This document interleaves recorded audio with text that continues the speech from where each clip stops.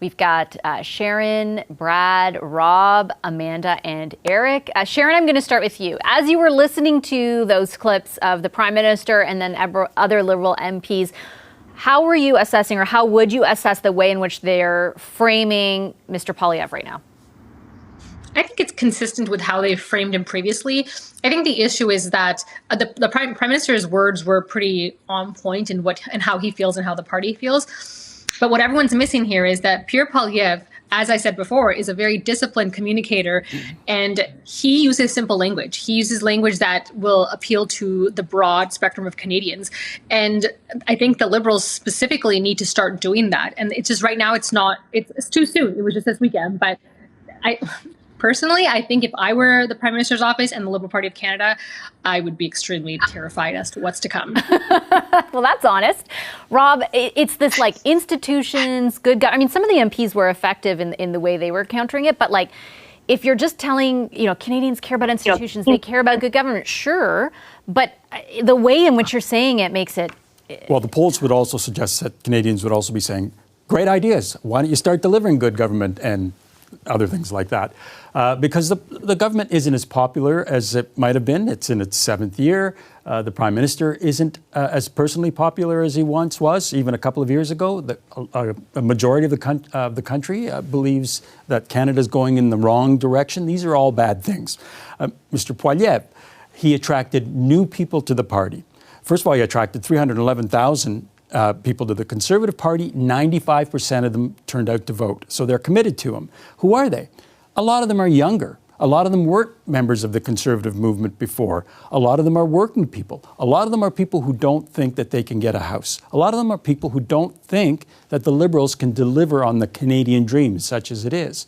So I think that not a bad opening salvo, but if you're going to want to defeat Pierre Poilievre, you're going to have to do more. Or you're going to have to do what the Liberals did, for instance, in 2004 when a new Stephen Harper was elected. Hope that you're bedeviled, that they're bedeviled by their own MPs. I remember Randy White going against same-sex marriage and Cheryl Gallant saying some things about abortion in that campaign that blew up what was a lead for Mr. Harper. You can hope that happens. Doesn't look like it. Looks like these people are more disciplined. Or you can provide good government. And if you're trying to win re-election at this stage, your best case is good government. Eric, where do the two parties at this moment, prior to Mr. Poilievre taking over, stack up against each other? Like, what are we looking at?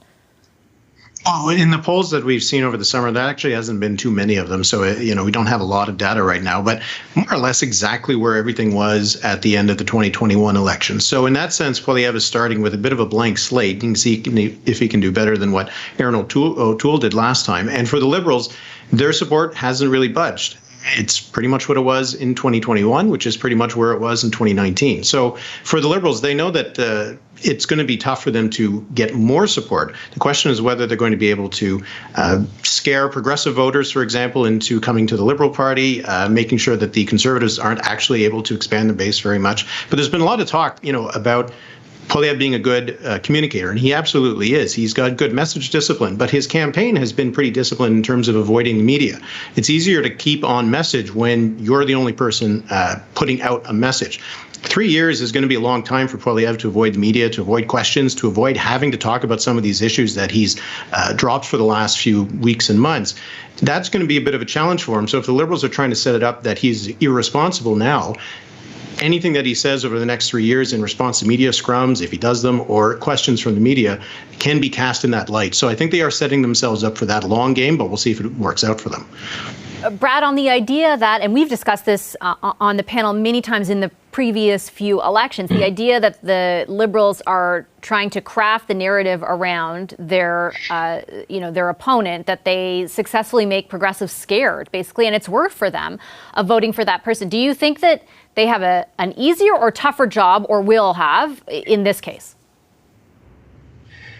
Yeah, I think that traditional New Democrat voters, who might be scared of a Randy White or Cheryl Gallant back in the Harper days, I think Pierre Poilievre is a much more known quantity.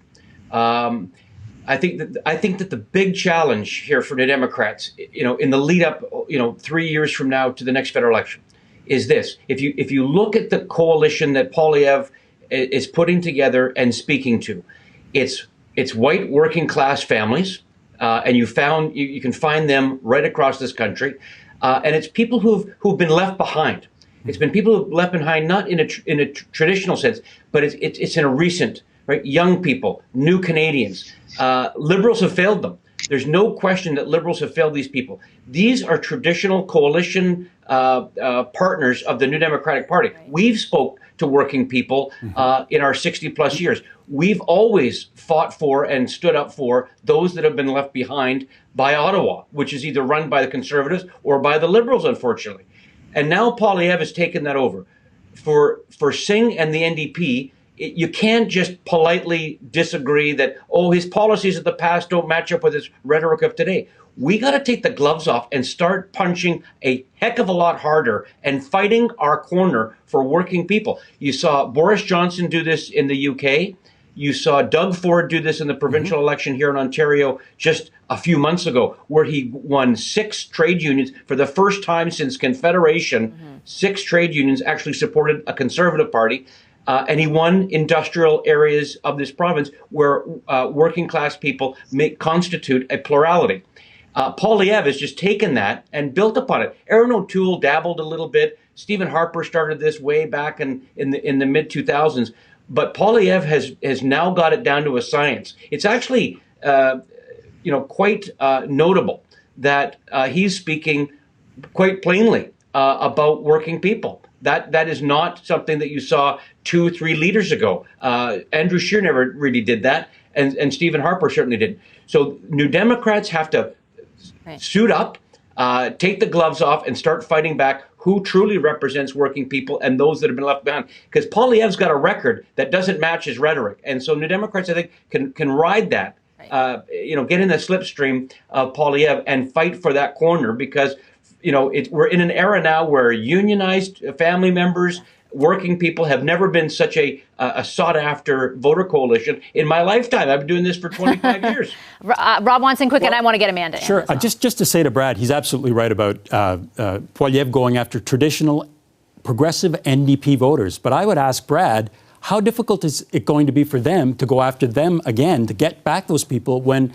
Jagmeet Singh is propping up Justin Trudeau and doing so for the next 3 years? Has he not handicapped himself by doing that? They're really sick when I ask me asking that question. Just FYI, Amanda, I want to get you. What are your thoughts? What are your thoughts on that?